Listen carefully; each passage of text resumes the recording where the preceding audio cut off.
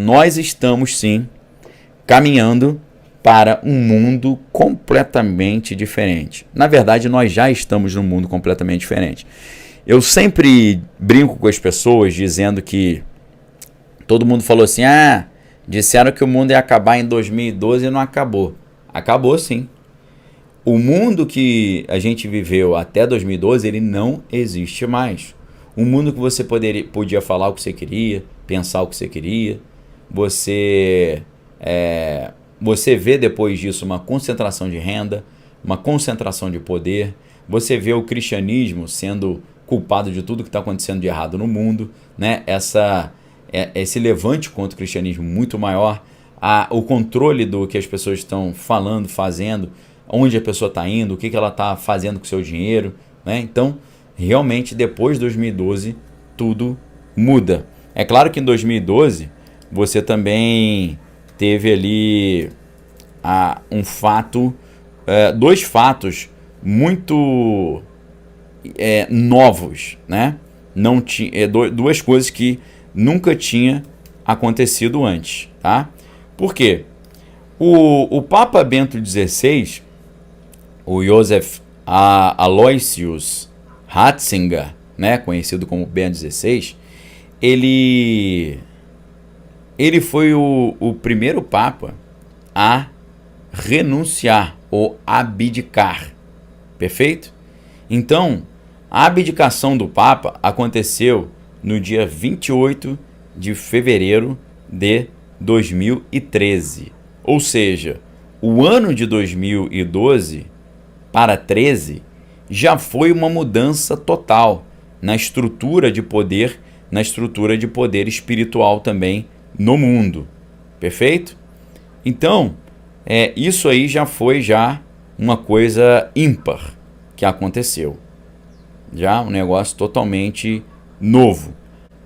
Além dele ter sido um dos poucos, né, papas que abdicaram, ele deu ali o lugar para, aí sim, a primeira vez na história.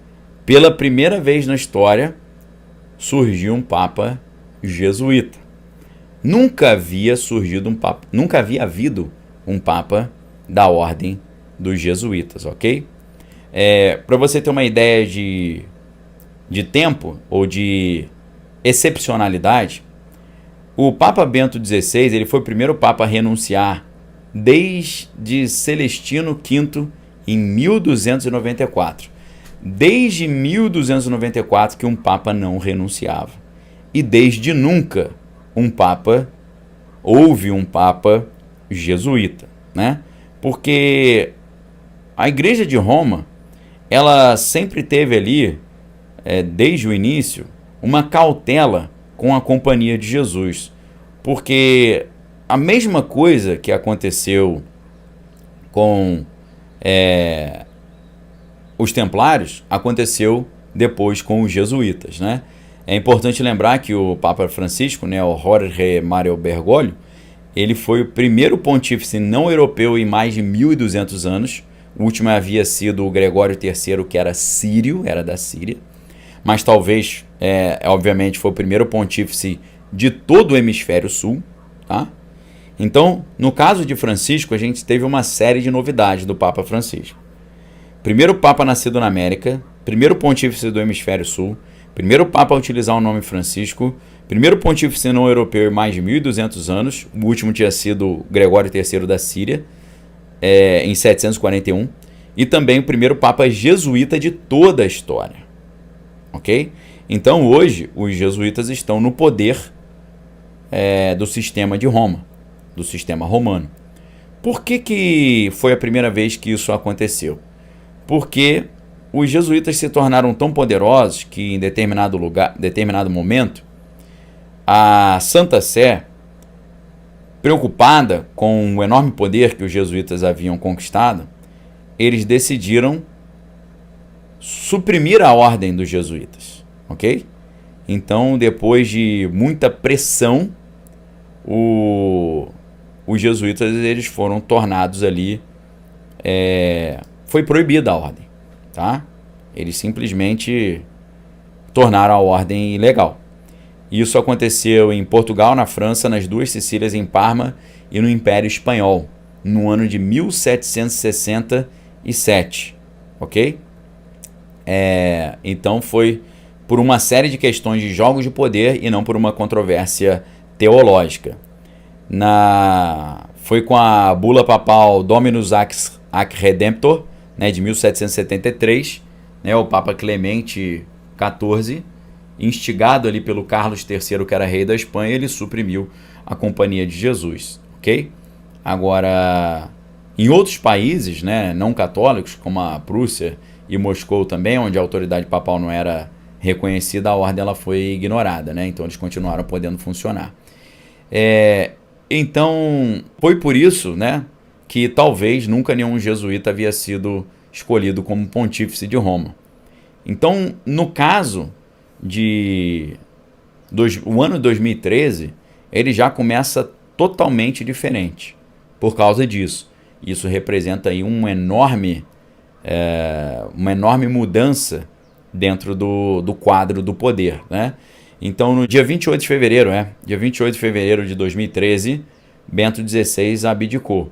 No dia 13 de março de 2013, o Papa Francisco assumiu o poder, tá?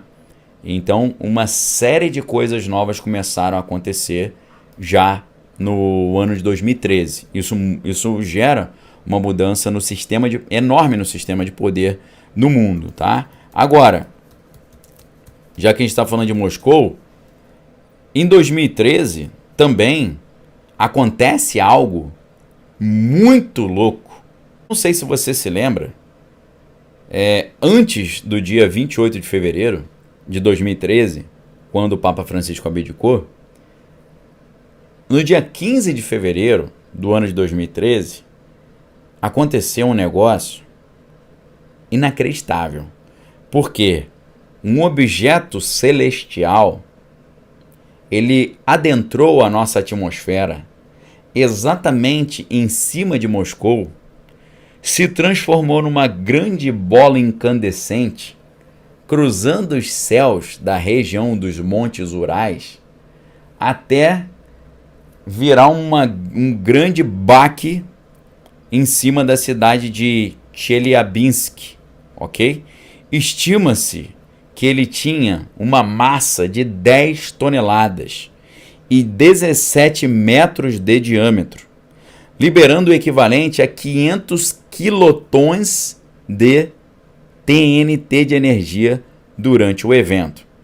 Para você ter uma ideia, prestem muita atenção no que eu vou falar agora para vocês. Essa rocha que veio dos céus e foi para cima de Moscou, ela tinha 500 quilotons de força. Para você ter uma ideia, aquele equipamento que os americanos jogaram no Japão no ano de 1945 liberou 13 quilotons de energia. Ok? 13 quilotons. Esse que veio na forma de uma rocha vinda do céu sobre Moscou tinha 500 quilotons. Ok? Então, você não tem ideia do tamanho do estrago que foi feito. Esse estrago, ele gerou um prejuízo de 70 bilhões de dólares para Moscou.